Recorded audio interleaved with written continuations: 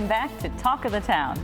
And Kim, often we interview actors, politicians, businessmen who are the top of their field, but in the real world, what makes Western New York and the world really go around is the guy next door, the guy who helped push your car out of the snow. The everyday heroes that we see every day in Western New York. People who basically are there every day for us. And in studio today, we have just one of those people, Conrad Tefper, who has been a Western New Yorker all his life. And you know, Connie, you've had quite an experience in your time in Western New York. You have become a fan of the station, and you were on Bragging Rights one time, and we met you, and I was so impressed with your knowledge on Bragging Rights, and you expressed the fact that you were a big fan of the station. We got to talking, and I thought you were fascinating. First of all, what drew you to the station? Well, I like something that deals with the whole local area, and local broadcasting goes all the way back to what it was with Channel 4 and Channel 2 when we had two stations, and gradually networks took over, and now we've got WBBZ, and it does a wonderful job of bringing people in touch with what's in New York and the community and the people in the community. And I think that's a wonderful thing for this community. Most communities don't have that. So I thank you for what you've done, both of you and all the people at the station. Well, we want to be kind of like a throwback to when broadcasting was broadcasting. We're lucky that we can do this. Yeah, we're lucky that this station exists the way it does, Mr. Arnold. You were an educator. That was your profession, right? Well, that's what I got paid to do, yes. Okay, and music was a big part of your background as well. Well, music, as I always say, is not my livelihood, it's my life. I'm the sixth generation of musicians that came out of Schweinfurt. Mine in Germany, I played a little bit. I played with a philharmonic with my father, who was the concert master there, and then I played briefly with Stan Kenton and George Shearing when I played some jazz and did some folk music. And it had a fade to background, but it's always been part of my life, so it's still a big part of my life. So that and life and learning are been blessings have been mine all the way up to today. Well, let's talk about your job as an educator. Where did you teach, and what did you teach? I started as an English teacher. I taught in Cheektowaga, Cleveland Hill. I went from there to the University of Buffalo, got my doctorate. I went into public school supervision for a few years, and I was asked to come back to the University of Buffalo.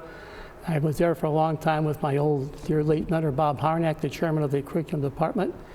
Then I took leave, went to the University of Georgia and helped them start their doctoral program down there for 2 years. Discovered I was a Yankee, came back, Buffalo welcomed me back, and I've spent the rest of my life here. I retired in 1999 as a full professor, and I was a professor emeritus for a couple of years till I needed some surgery, and I continue to be outstanding in my field, retiring with the other sheep and having a wonderful life. Well, one of the things that always fascinated me about teachers, and this is something that you don't think about very often, but when you're a teacher, you really don't know where what you say every day in class is going to stop, because you teach young people about life, about the subjects that you're talking about, and then they go out and they talk to their children about what you've taught them, and they talk to their children, and it spreads. It goes on and on. It's an amazing continuum. We can't control it, but at the same time, I think there's been a fracturing between the home, school, and the community that has set us in all different kinds of directions. Back in the height of the middle school movement, and that's the area in which I did my international work, we found out that young people basically develop their attitudes toward life and learning between roughly 10 and 15 years of age. And they're different from youngsters are when they learn in the elementary schools and the high schools. And we sort of lost that, trying to go into a one-size-fits-all type of thing. And I'm so concerned today we have this program of testing and the standards, which really, I think, ruins it in a sense for this. If we have an automobile race, we have a NASCAR vehicle running against a Honda vehicle. Both those vehicles can complete 500 miles. Some will go slower than others. It's been my credo for a long time that education has the opportunity, the obligation to help all youngsters learn as fast as they can or as slow as some must. A race to not develop their developmental readiness. Same thing if you go to a Boston Marathon. People stay after the race. Why? The races are done. They're waiting for the people in the wheelchairs to come to complete the course. the biggest thing in life is to complete the course. Because if today in schools, our youngsters don't develop the mathematical literacy, the ability in language, and the other backgrounds we need today to function in the 21st century, it doesn't matter that they all took the same test at the same time at the end of 4th, 8th, or 12th grade. And I think that's a terrible thing for doing children today. Wow. Interesting. And so the dilemma that our schools face today, in particular in the city of Buffalo, where the graduation rates are sometimes less than 50%, that's quite a problem that we didn't face years ago. Well, we keep throwing money at schools. I don't think the problem is money. It's the idea of planning what we need to do first before we can figure what it's going to cost.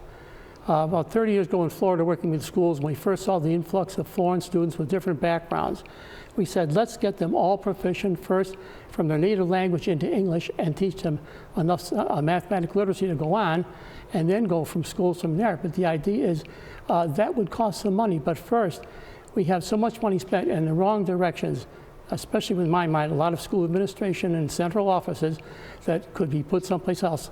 We need a kind of zero-based budget, but first let's figure out what is the money we need.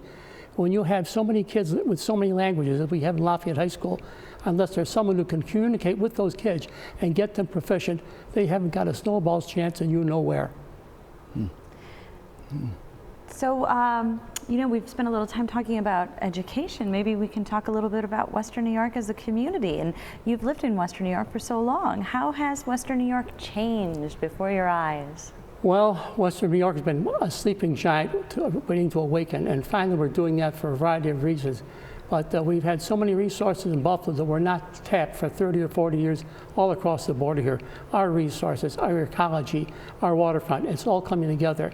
The creation of jobs. And while we have billions for Buffalo, I worry about the money that's necessary for the upper lower class and the lower middle class to live and find jobs. I don't see it happening necessarily in all the large dwellings that are going up, the parlors and that sort of thing, and the lofts and that sort of stuff. There's got to be something for the people across the board, but I still think the future for this area is wonderful. I'm proud to be a Western New Yorker. They're the greatest people in the world. We know what they do for charity and everything else, and we're going to come out yet. We're going to win on this one yet. Is your family still local, Connie?